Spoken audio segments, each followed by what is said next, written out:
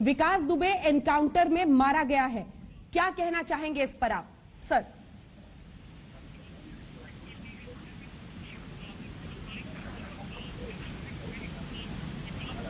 जी सैनी साहब बोलिए, आपकी आवाज आ रही है, बोले।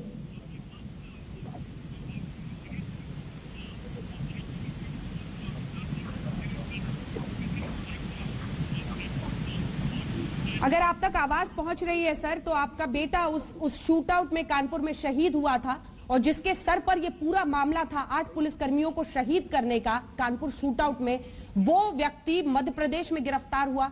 जब वो लाया जा रहा था यूपी, कानपुर से 15 किलोमीटर दूर पे एनकाउंटर में उसकी मौत हो गई है। आप क्या कहना चाहेंगे इस पर? आपने अपने बेटे को खोया था उस शूटआउट में।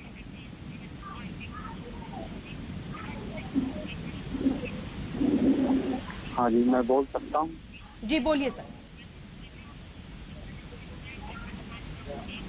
ऐसा है कि मैं बहुत बहुत धन्यवादी हूँ उत्तर प्रदेश पुलिस और एमपी पुलिस का,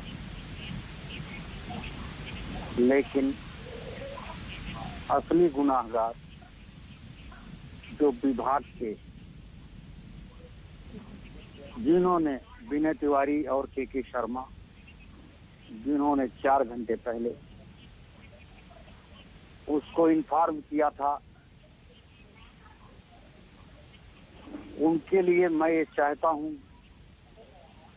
कि उनकी चौराहे पे खड़ा करा के वर्दी उतार ली जाए और भविष्य के लिए उनको नौकरी से टर्मिनेट किया जाए और उनके सर्विस रिकॉर्ड पर एक चीज लिख दिया जाए कि इनकी 7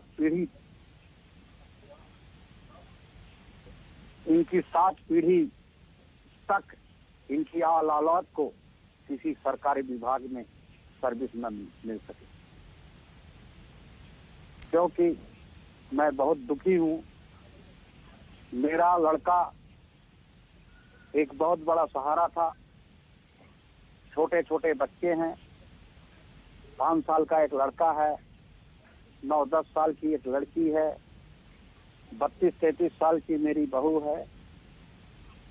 ये किसके सहारे पर अपनी जिंदगी को व्यतीत करेंगे?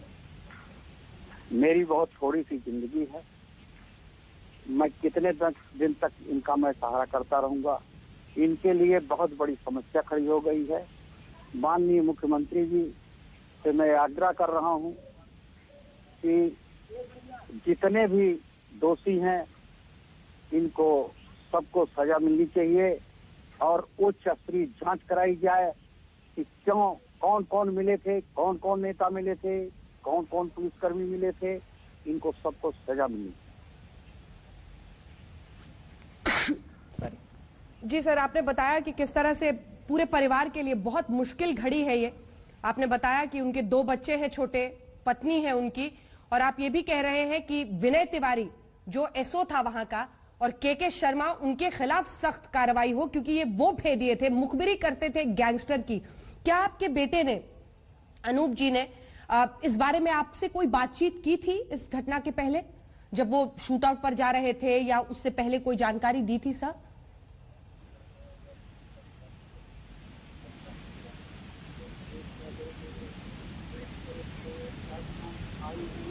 जी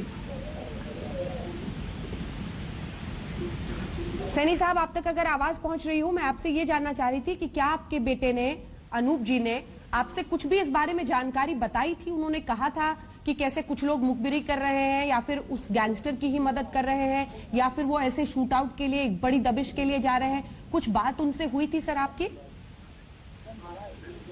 नहीं, मुझे जानकारी ऐसी कुछ नहीं उन्होंने बताया था, लेकिन मीडिया के थ्रू, मोबाइल के थ्रू मुझे जो जानकारी हुई है वो मैं सरकार के सामने उस बात को रख रहा हूं।